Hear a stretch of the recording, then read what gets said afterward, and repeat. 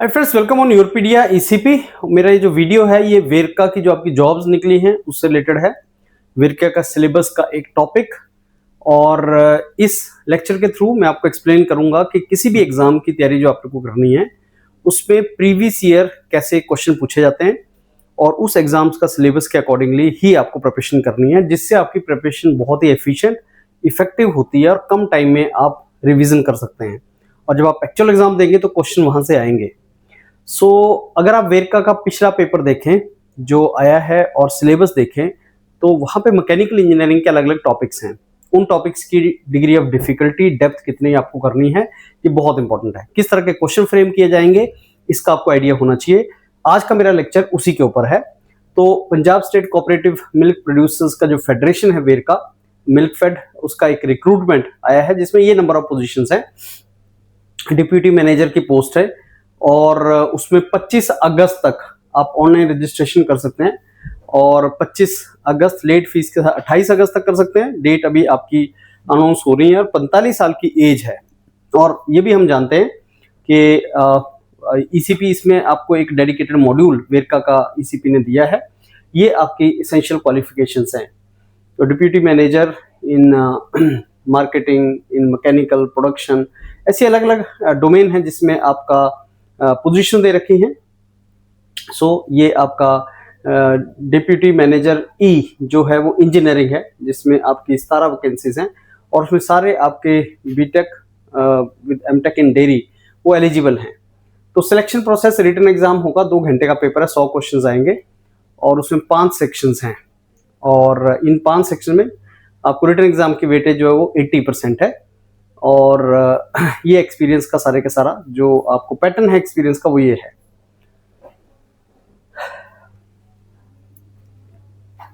अब आज का जो मेरा वीडियो है फ्रेंड्स वो इसके ऊपर है कि किस तरीके से आपने टॉपिक करने हैं और कैसे करना है। ये उसका एग्जाम पैटर्न है जिसमें दे रखा है कि आपका पंजाबी और इंग्लिश 20 नंबर का है, जनरल नॉलेज 10 नंबर का, कंप्यूटर प्रोफिशिएंसी 10 नंबर का, मेंटल एबिलिटी 10 नंबर का। तो लैंग्वेज के ऊपर फोकस रखना, 20 नंबर काफ़ी ज़्यादा होते हैं और इजी होता है ये। और ये आपका 50 नंबर सब्जेक्ट से रिलेटेड है। इसमें अगर इंजीनियरिंग है तो मैकेनिकल, इलेक्ट्रिकल, अलग अलग डोमेन है, लेकिन सिंपल क्वेश्चन आ रहे हैं। डिफिकल्ट क्वेश्चन वो आपसे नहीं पूछेगा क्योंकि सारी ब्रांचेज एलिजिबल हैं इसमें।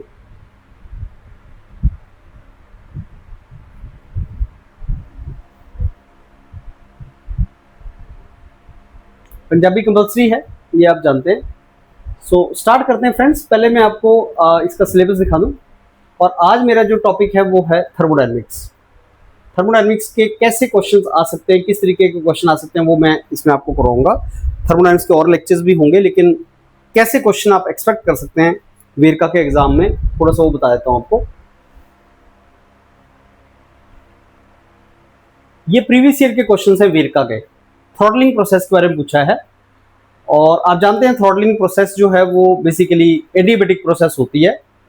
और जैसे वॉल्व आपका रिस्ट्रिक्टेड पैसेज है, कैपिलरी है, लंबी कोई पाइप है कैपिलरी जिसमें से फ्लूइड फ्लो हो रहा है, तो उस फ्लो को जिसमें कंस्ट्रिक्टेड पैसेज है कैपिलरी, जो आपने एसी देखा होगा, एयर कंडीशनर्स में देखा होगा, एक कॉपर की कैपिलरी सी पाइप होती है, तो वो पाइप में से जब कंस्ट्रक्टेड पैसेज में से फ्लूइड फ्लो करता है तो उसमें प्रेशर लॉस होता है, loss of pressure head because of friction होता है। और आप देखते हैं कि उसमें प्रोसेस एडियाबैटिक होती है क्योंकि स्पेस नहीं है हीट डिसिपेशन का, इसलिए एडियाबैटिक प्रोसेस तो है, लेकिन ये प्रोसेस इवेंचुअली आइसेंथैल्पिक प्रोसेस बनती है। एंथैल्पी इसमें चेंज नहीं होती,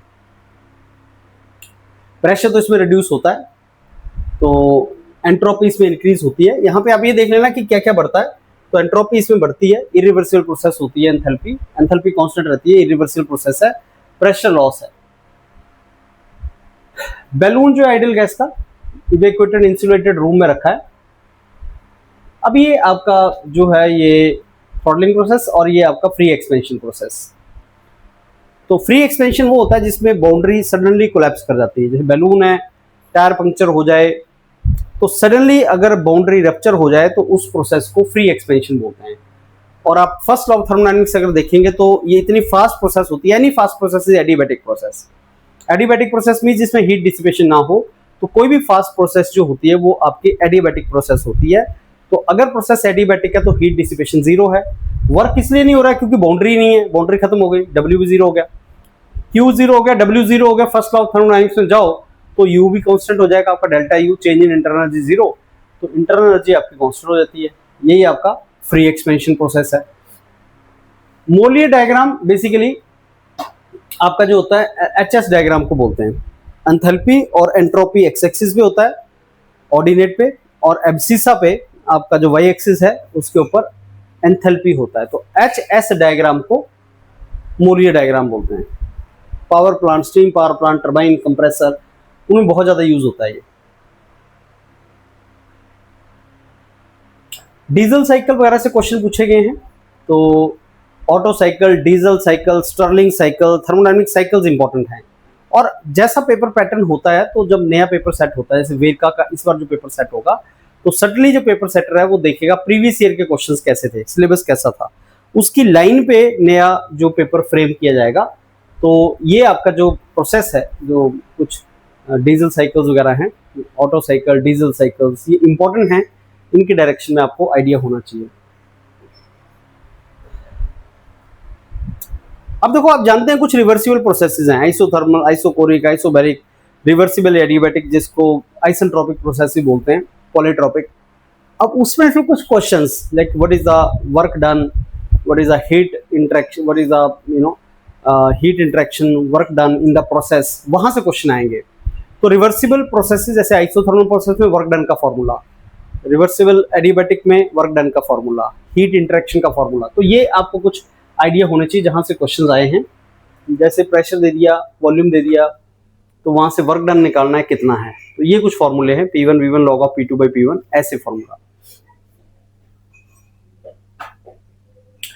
तो आइसोथर्मल आइसेंट्रोपिक प्रोसेसेस कब इक्वल होती हैं, कब आइडेंटिकल होती हैं? 0 केल्विन प्रेशर के ऊपर।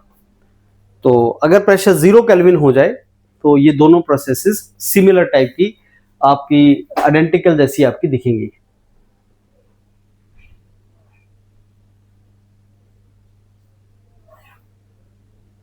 अगर 0 केल्विन आ जाए, थर्ड लॉ बोलता है 0 केल्विन आता नहीं, लेकिन अगर आ जाए तो एंट्रोपी किसी भी सिस्टम की 0 अप्रोच कर जाएगी, एंट्रोपी चेंज नहीं होगा, और फिर ये आपकी प्रोसेस सेम बन जाएगी।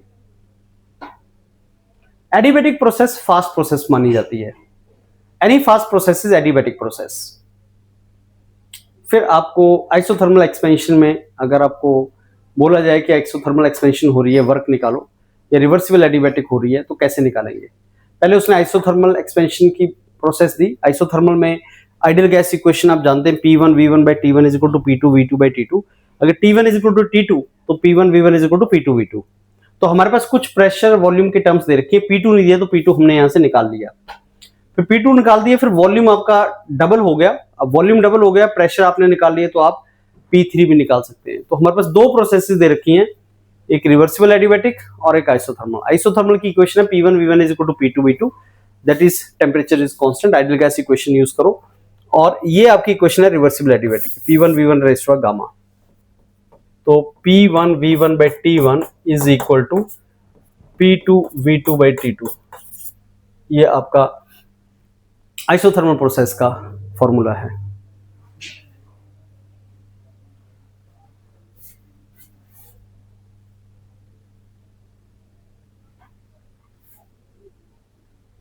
तो फर्स्ट लॉ ऑफ थर्मोडायनामिक्स जो है वो principle of conservation of energy पे बात करता है, और for process this is equation, change in internal energy is equal to Q minus W। Q is heat interaction, W is the work interaction in the process. This is the first law of thermodynamic process। और इसी first law को अगर हम cycle के लिए लिखेंगे, close cycle के लिए लिखेंगे, तो हो जाएगा dq net heat transfer is equal to net work transfer. ये क्लोज साइकिल के लिए। प्रोसेस के लिए delta U will also come, but cycle के लिए delta U will not come. इस तरीके से आपका बन जाएगा। Zeroth law of thermodynamics basically temperature measurement के लिए एक बहुत ही इंपॉर्टेंट थर्मल इक्विलिब्रियम की बात करता है जीरोथ लॉ, कि अगर एक बॉडी दूसरी बॉडी के साथ और एक तीसरी बॉडी के साथ थर्मल इक्विलिब्रियम में है, तो ये फर्स्ट एंड सेकंड बॉडी भी थर्मल इक्विलिब्रियम में होंगे और वो उनकी एक प्रॉपर्टी कॉमन होगी जिसको टेम्परेचर बोलते हैं।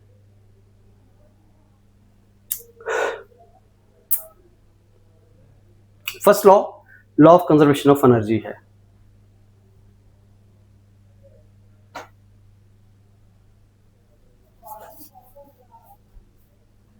सो जीरोथ लॉ टेम्परेचर बताता है, first law internal energy conservation बताता है, second law entropy direction of heat flow बताता है। तो ऐसा कौन सा लॉ है थर्मोडायनेमिक्स का जो डायरेक्शन ऑफ एनर्जी फ्लो के बारे में बात करता है? That is second law. ऐसा कौन सा लॉ है जो एनर्जी एज अ प्रॉपर्टी के बारे में बताता है? क्योंकि energy of the system is a thermodynamic property. देखो, heat and work are not thermodynamic property, they are a path function. But जब मैं बोलता हूं एनर्जी ऑफ द सिस्टम तो मैं इंटरनल एनर्जी की बात करता हूं, और इंटरनल एनर्जी एक थर्मोडायनेमिक प्रॉपर्टी है। Heat and work are not thermodynamic property, they are the path functions. अब ये देखो, ये क्वेश्चन आपके पिछले सालों में आए हैं। अब हमें क्या करना है, हमें इन क्वेश्चंस की डायरेक्शन में, जैसे ये क्वेश्चन आए हैं तो हमें ये पता लग गया कि क्वेश्चन ऐसे आएंगे, और ये मैकेनिकल इंजीनियर्स ही इस पेपर को नहीं लिखेंगे, इस पेपर को इलेक्ट्रिकल इंजीनियर भी लिखेंगे, बाकी इंजीनियरिंग बैकग्राउंड वाले भी लिखेंगे। तो हमें जो थर्मोडायनेमिक्स का लेवल रखना है वो 11th 12th की फिजिक्स का रखना है। हमें इंजीनियरिंग थर्मोडायनेमिक्स के लेवल में नहीं जाना, बहुत डेप्थ में नहीं जाना। हमें वही लेवल रखना है जो आप 11th क्लास की फिजिक्स में थर्मोडायनेमिक्स पढ़ते हो, उस लेवल के क्वेश्चन आपको बनाए जाएंगे। क्योंकि जितने क्वेश्चन आपने देखे अभी, ये सारे 11th क्लास की फिजिक्स के क्वेश्चंस हैं। थ्रॉटलिंग प्रोसेस क्या होती है? इरिवर्सिबल होती है, एडियाबैटिक होती है, हाईली इरिवर्सिबल है। एडियाबैटिक भी है, लेकिन ज्यादा करेक्ट अगर आपको लगाना है तो आप इरिवर्सिबल लगाओगे।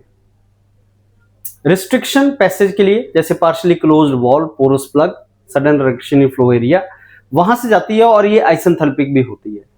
तो तीन चीजें आपने थ्रॉटलिंग प्रोसेस के बारे में, ये आपकी इरिवर्सिबल तो है ही, क्योंकि इसमें आपका प्रेशर फ्रिक्शन होता है और प्रेशर हेड लॉस होता है बिकॉज ऑफ फ्रिक्शन।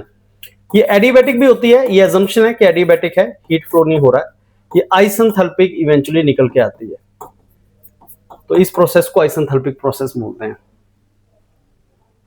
फिर आप बोलोगे सर एडियाबैटिक है तो आपने ये यहां पे इसको क्यों नहीं लगाया, बी को क्यों लगाया? इरिवर्सिबल ज्यादा करेक्ट है, ऐसा क्वेश्चन फ्रेम नहीं करेगा।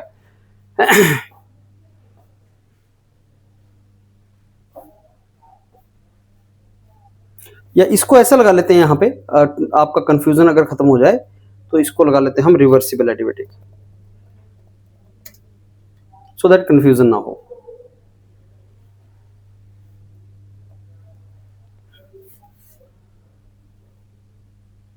Sudden drop in pressure of the fluid, क्योंकि ये रेस्ट्रिक्शन में से निकलता है। क्या कैरेक्टरिस्टिक फीचर होता है थ्रॉटलिंग प्रोसेस का? तो जब फ्लूइड आपका रिस्ट्रिक्शन में से निकलता है, जैसे क्लोजली वॉल्व है, सडन रिस्ट्रिक्शन है, तो बिकॉज ऑफ दिस रिस्ट्रिक्शन आपका प्रेशर लॉस होता है। तो sudden drop in pressure across the restriction, ये आपका थ्रॉटलिंग प्रोसेस का एक कैरेक्टरिस्टिक है, और इसी के चलते आपका प्रेशर लॉस होता है। In a throttling device, enthalpy of fluid before and after throttling are equal.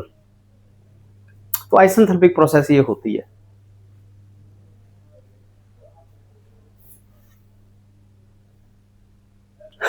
इनमें से कौन सा थ्रॉटलिंग प्रोसेस को डिफाइन करता है प्रॉपर्ली? हाईली रिवर्सिबल प्रोसेस है, जिसमें फ्लूइड सडन प्रेशर ड्रॉप के थ्रू जाता है।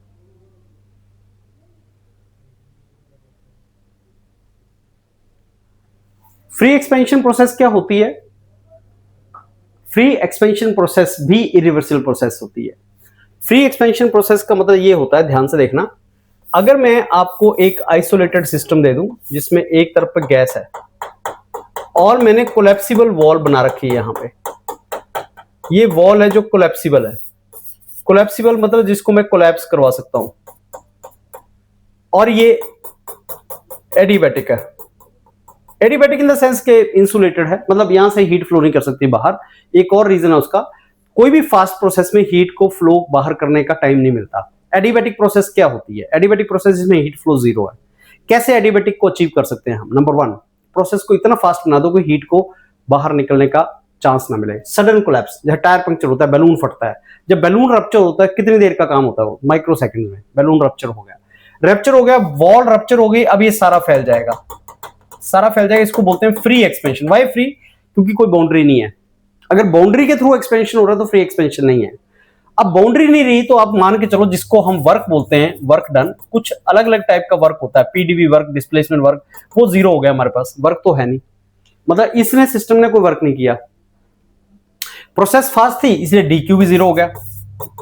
अब आप फर्स्ट लॉ अगर देखोगे, change in internal energy is heat interaction minus work interaction, net heat flow minus net work flow. अब ये दोनों जीरो है इसलिए internal energy change is zero. अब एडिबैटिक मैंने आपको बताया किस तरीके से अचीव होता है, ये तो प्रोसेस को बहुत फास्ट कर दो, free expansion, tyre puncture, balloon का रप्चर होना, या हीट को फ्लो होने के लिए बाहर कोई स्पेस ही ना मिले, बहुत ही रिस्ट्रिक्टेड पैसेज के थ्रू हीट फ्लो करे, रिस्ट्रिक्टेड पैसेज, थ्रॉटलिंग प्रोसेस। या आप इंसुलेशन लगा दो, जैसे एसी में इंसुलेशन लगाई होती है वायर में रेफ्रिजरेंट के लिए, हीट फ्लो नहीं करेगा। या हम उसको आइसोलेट कर दें, सिस्टम को आइसोलेशन के थ्रू वो जाए, आइसोलेट कर दें सिस्टम, सराउंडिंग और सिस्टम, मतलब जो सिस्टम है उसको आइसोलेशन में रख दिया, मतलब इनफाइनाइट, जैसे यूनिवर्स बना दिया उसको, तब भी एडिबैटिक हो जाएगा। ये कुछ तरीके हैं उसको एडिबैटिक बनाने के। तो फ्री एक्सपेंशन जो होता है उसमें no work done, no heat transfer, जो मैंने अभी आपको एक्सप्लेन किया। इंटरनल एनर्जी कांस्टेंट क्यों रहती है ये आपको पता होना चाहिए फ्री एक्सपेंशन के अंदर। इरिवर्सिबल प्रोसेस तो ये है ही, जैसे थ्रॉटलिंग प्रोसेस और फ्री एक्सपेंशन प्रोसेसेस दोनों ही आपकी इरिवर्सिबल प्रोसेसेस हैं। एक में इंटरनल एनर्जी कांस्टेंट होती है, एक में एंथैल्पी कांस्टेंट होती है। थ्रॉटलिंग प्रोसेस में एंथैल्पी कांस्टेंट होती है। अब आपके पास एक आइसेंट्रोपिक इक्वेशन है,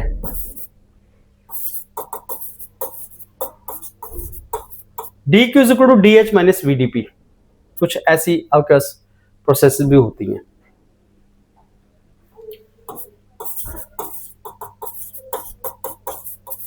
ये कुछ आपके पास प्रोसेसेस हैं, dq is equal to du plus pdv,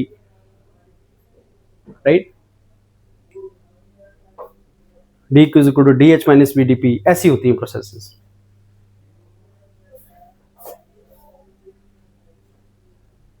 कौन सी प्रोसेस, आइसोथर्मल प्रोसेस में कौन सी प्रॉपर्टी कांस्टेंट होती है? Obviously temperature. ये क्वेश्चन आप ऐसे एक्सपेक्ट कर सकते हैं क्योंकि सारी ब्रांच ऑफ इंजीनियरिंग के लिए है। वर्क डन जीरो, मैंने अभी एक्सप्लेन किया आपको।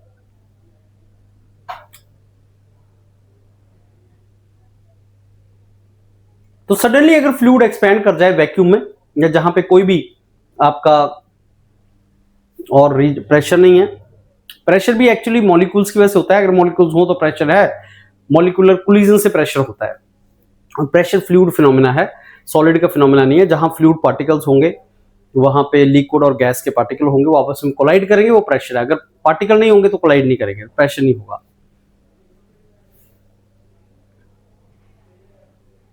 ये हमने कर लिया। एंट्रोपी पे क्या इंपैक्ट होता है? इरिवर्सिबल प्रोसेस है और हीट ट्रांसफर नहीं होता, एक्सटर्नल वर्क नहीं होता। Internal energy distribution basically irreversible nature है, तो इंटरनल एनर्जी रीडिस्ट्रीब्यूट करता है ड्यूरिंग एक्सपेंशन, क्योंकि इंटरनल एनर्जी कांस्टेंट है लेकिन रीडिस्ट्रीब्यूट करता है। तो ये मान लेना कि आपका जो एंट्रोपी है वो इंक्रीज करता है क्योंकि डिस्टर्बेंस बढ़ती है, इंटरनल एनर्जी रीडिस्ट्रीब्यूट करता है। तो एंट्रोपी इसलिए बढ़ती है because entropy is a degree of disorder. तो आप सोचो जब फ्री एक्सपेंशन होगा तो डिसऑर्डर बढ़ेगा, और अगर डिसऑर्डर बढ़ेगा तो एंट्रोपी बढ़ेगी।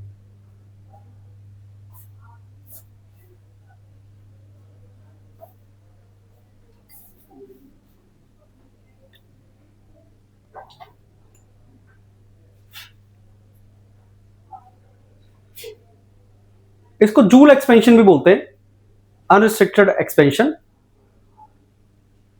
अब ये इरिवर्सिबल है, देखना इसको आप आइसोथर्मल मत बोल देना। इंटरनल एनर्जी कांस्टेंट होती है लेकिन आइसोथर्मल अलग चीज है, और इंटरनल एनर्जी ओनली टेम्परेचर पे डिपेंड करती है, ये आइडियल गैस फिनोमेना है, अदरवाइज नहीं। तो इसको आइसोथर्मल नहीं बोल सकते बिकॉज आइसोथर्मल एक रिवर्सिबल प्रोसेस होती है। आप थर्मोडायनेमिक्स में कुछ रिवर्सिबल प्रोसेसेस के नाम जानते हैं, और रिवर्सिबल प्रोसेसेस आइडियल प्रोसेसेस होती हैं, उसमें आइसोकोरिक जिसमें कांस्टेंट वॉल्यूम रहता है और प्रोसेस रिवर्सिबल, आइसोबैरिक जिसमें प्रेशर कांस्टेंट रहता है और रिवर्सिबल, आइसोथर्मल जिसमें टेम्परेचर कांस्टेंट रहता है और रिवर्सिबल। तो ये वॉल्यूम भी कांस्टेंट होता है plus reversible, pressure constant plus reversible. तो क्या आइसोकोरिक हर कांस्टेंट वॉल्यूम प्रोसेस आइसोकोरिक होती है? नहीं, वही कांस्टेंट वॉल्यूम प्रोसेस आइसोकोरिक है जो रिवर्सिबल भी है। मतलब स्लोली स्लोली स्लोली अगर मैं आइसोकोरिक कांस्टेंट वॉल्यूम प्रोसेस को बहुत स्लोली करवाऊं तो आइसोकोरिक बनेगी वो। अगर मैं कांस्टेंट प्रेशर प्रोसेस को बहुत स्लोली करवाऊं तब वो आइसोकोरिक बनेगी। जैसे मैं प्रेशर कुकर में कुकिंग करता हूं, वो कांस्टेंट प्रेशर प्रोसेस है क्योंकि प्रेशर कुकर में प्रेशर कांस्टेंट मेंटेन होता है, otherwise throttle valve will go of and pressure constant हो जाएगा। तो क्या वो आइसोबैरिक प्रोसेस है? आंसर है नहीं, क्योंकि वो स्लो प्रोसेस नहीं है, रिवर्सिबल प्रोसेस स्लो होती है। तो आइसोथर्मल प्रोसेस हर कांस्टेंट टेम्परेचर प्रोसेस आइसोथर्मल नहीं होती, हर isothermal process constant temperature process होती है। तो कांस्टेंट टेम्परेचर प्रोसेस साथ में बहुत ही स्लो, तो ये स्लो तो नहीं है, फ्री एक्सपेंशन तो फास्ट प्रोसेस है। इंटरनल एनर्जी कांस्टेंट होती है, ये हमने एक्सप्लेन किया। आइडियल गैस में इंटरनल एनर्जी जो टेम्परेचर पे डिपेंड करती है। अगर गैस आइडियल है लेकिन आइडियल गैस होती नहीं हो तो आइडियल केस है। अभी थोड़ा सा न्यूमेरिकल ऐसे, तो आप जानते हैं कि कार्नोट साइकिल की एफिशिएंसी का एक फॉर्मूला होता है फ्रेंड्स। अब ये मान लो हाई टेम्परेचर सोर्स है, ये लो टेम्परेचर सिंक है और यहां हमें वर्क करना है, तो heat Q1 Q2 heat engine का स्कीमेटिक डायग्राम। तो एफिशिएंसी का फॉर्मूला होता है नेट वर्क जो मैंने प्रोड्यूस किया ओवर हीट इनपुट, हीट जो सोर्स से हमने इंजन को दी, ये इंजन है। और अगर मैं फॉर्मूला देखूं फर्स्ट लॉ, तो W क्या है? W है Q1 minus Q2 by Q1। तो हमारे पास किसी भी इंजन का जो फॉर्मूला है वो ये है, किसी भी इंजन का, नॉर्मल इंजन, लेकिन Carnot cycle most efficient engine है। तो कार्नोट साइकिल के केस में ये फॉर्मूला होता है 1 बाई TC बाई TH, और 1 माइनस TC बाई TH, ये टेम्परेचर की टर्म में मैंने फॉर्मूला लिख दिया, ये हमेशा आपका ग्रेटर देन इक्वल टू होता है 1 माइनस Q2 बाई Q1। ये फॉर्मूला हीट की फॉर्म में है, ये फॉर्मूला टेम्परेचर की फॉर्म में है। टेम्परेचर की फॉर्म में जब फॉर्मूला लिखोगे तो मैक्सिमम वैल्यू आएगी एफिशिएंसी, जो कार्नोट साइकिल के केस में है। लेकिन हीट की फॉर्म में जब लिखोगे तो एक्चुअल एफिशिएंसी आएगी इंजन की। और ये जो रिवर्सिबल एफिशिएंसी है, जो कार्नोट एफिशिएंसी है, हमेशा मोर देन आपका एक्चुअल एफिशिएंसी होती है। तो यही फॉर्मूला के बेस पे क्वेश्चन था। चार्ल्स लॉ ऐसे लॉ थोड़े से आपने पढ़ लेने। Volume over temperature is equal to constant, ये चार्ल्स लॉ का फॉर्मूला है। V over T is equal to constant।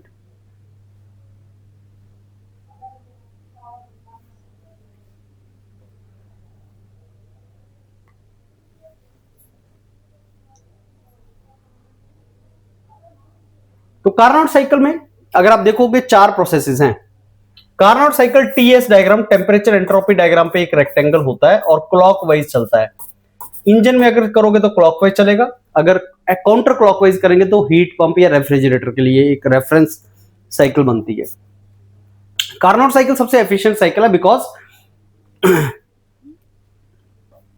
ये इंटरनली और एक्सटर्नली रिवर्सिबल साइकिल मानी जाती है।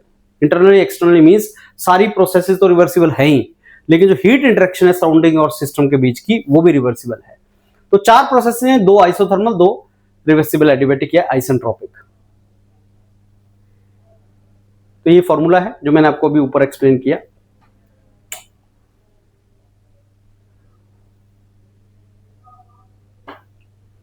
देखो थर्मोडायनेमिक्स में जो आपकी हीट है और वर्क, वो पाथ फंक्शन है। हीट और वर्क पाथ के ऊपर डिपेंड करते हैं, बाकी enthalpy, internal energy, entropy, temperature, pressure, volume, ये सारे पॉइंट फंक्शन है। इनको हम एक पर्टिकुलर पॉइंट पे मेजर कर सकते हैं, लेकिन हीट और वर्क जो है पाथ फंक्शन है। जो भी चीज को आप मेजर कर सकते हैं एक पॉइंट पे, वो पॉइंट फंक्शन है। हीट और वर्क को आप मेजर तभी कर सकते हैं जब ये प्रोसेस में होते हैं, जब ये फ्लो कर रहे हैं। Heat flow of the system during a process, work transfer, ये सारे हम तभी कर सकते हैं।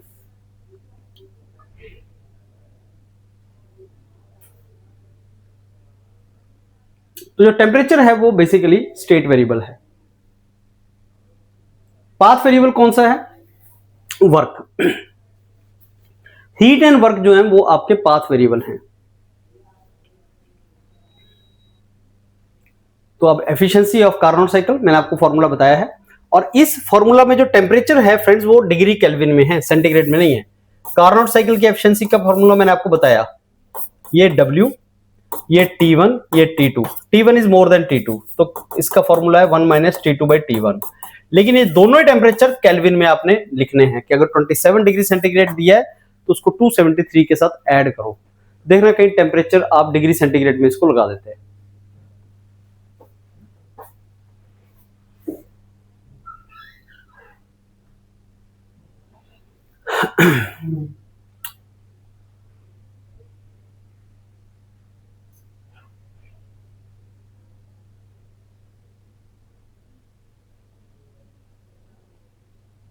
देखो आइसोथर्मल प्रोसेस में टेम्परेचर कांस्टेंट रहता है, और अगर टेम्परेचर कांस्टेंट रह रहा है तो इंटरनल एनर्जी चेंज नहीं होगा, इसलिए heat is equal to work. तो जितनी भी तुम हीट दोगे वो एक्सटर्नल वर्क में चला जाएगा। अगर आपने हीट सिस्टम को दी तो सारे के सारा heat given to ideal gas in isothermal condition. तो अगर मैं ये सिस्टम ले लूं और इसके अंदर आइडियल गैस है, आइडियल गैस मतलब जो आइडियल गैस इक्वेशन को फॉलो करती है, मैंने हीट दिया इसमें, तो ये सारे का सारा वर्क प्रोड्यूस करेगा, because change in internal energy zero. और चेंज इन इंटरनल एनर्जी क्या होती है, जितना आपने हीट दिया माइनस जितना वर्क हुआ। तो अगर आपने हीट दिया, heat given to the system will lead to expansion work, क्योंकि system will produce the work, work done by the system is positive and expansion work is positive. अब देखो मोलियर डायग्राम एचएस डायग्राम को बोलते हैं। इस diagram में vertical axis में enthalpy होता है और जो हॉरिजॉन्टल एक्सिस है उसमें एंट्रोपी होता है। इस डायग्राम को ध्यान से देख लो। तो इस डायग्राम के ऐसे से और डायग्राम भी हैं, जैसे मोलियर डायग्राम है, फेज डायग्राम, तो अलग अलग डायग्राम है, हम करेंगे एंथैल्पी एंट्रोपी डायग्राम। तो ये है आपका, इसमें कांस्टेंट प्रेशर प्रोसेसेस ऐसे शो की जाती हैं।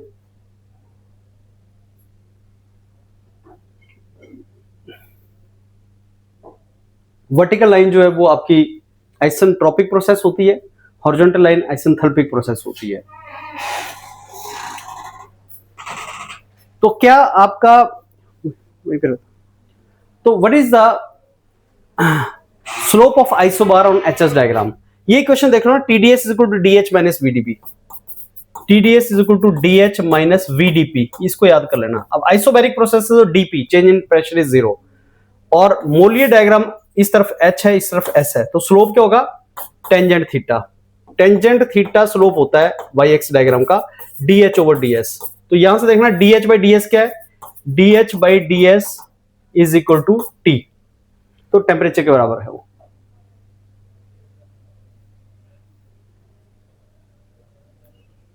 एब्सिसा मोलियर डायग्राम, ध्यान से इसको देख लेना आप। कांस्टेंट टेम्परेचर लाइंस कैसी दिखती हैं? अब ये देखो, कांस्टेंट जो प्रेशर लाइन है और कांस्टेंट टेम्परेचर लाइंस, स्लोप जो है कांस्टेंट प्रेशर लाइन का ज्यादा है।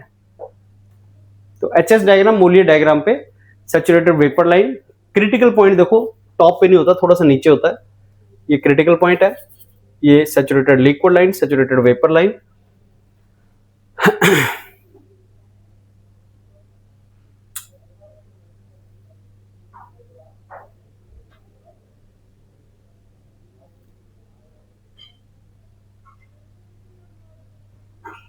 अगर कोई रिवर्सिबल एडियाबैटिक एक्सपेंशन करता है तो एंट्रोपी जो है वो आपकी कांस्टेंट रहती है, एंट्रोपी चेंज जीरो होता है। DQ is equal to zero, so DQ zero तो DS भी जीरो है। रिवर्सिबल है प्रोसेस, एडियाबैटिक है, तो सराउंडिंग की एंट्रोपी चेंज भी जीरो होगी। ऑटो डीजल साइकिल में से क्वेश्चंस हैं। तो ऑटो साइकिल में कौन कौन सी प्रोसेसेस हैं? अगर आप पीवी डायग्राम देखोगे तो constant volume heat addition, constant volume heat rejection. तो हीट एडिशन और हीट रिजेक्शन जो है वो आपके कांस्टेंट वॉल्यूम आइसोकोरिक है, और एक्सपेंशन और कंप्रेशन आइसेंट्रोपिक है, रिवर्सिबल एडियाबैटिक प्रोसेस। ये ऑटो साइकिल में, पेट्रोल इंजन में होता है। तो ये चारों प्रोसेस ऑटो साइकिल की। तो ऑटो साइकिल, डीजल साइकिल, ऐसी अलग अलग साइकिल्स है, वो भी आपको करनी चाहिए। सिमिलरली डीजल साइकिल में आप देखोगे ये है, डीजल साइकिल में पीवी डायग्राम, टीएस डायग्राम, दो रिवर्सिबल एडियाबैटिक प्रोसेस हैं। ऑटो साइकिल है, चाहे डीजल साइकिल है, चाहे डुअल साइकिल है, वर्क हमेशा आइसेंट्रोपिक होता है, रिवर्सिबल एडियाबैटिक होता है। एक्सपेंशन वर्क भी, कंप्रेशन वर्क भी। इनफैक्ट जितने भी थर्मोडायनामिक साइकिल हैं, ब्रेटन, रैंकाइन, कार्नोट जितने भी हैं उनमें वर्क जो है रिवर्सिबल एडियाबैटिक होता है, expansion work, compression work, compressor, turbine सब। तो दो आइसेंट्रोपिक प्रोसेस। अब isochoric heat addition, isochoric heat rejection, वो है ऑटो साइकिल में। डीजल साइकिल में क्या है कि हीट एडिशन आइसोबैरिक है, हीट रिजेक्शन आइसोकोरिक है।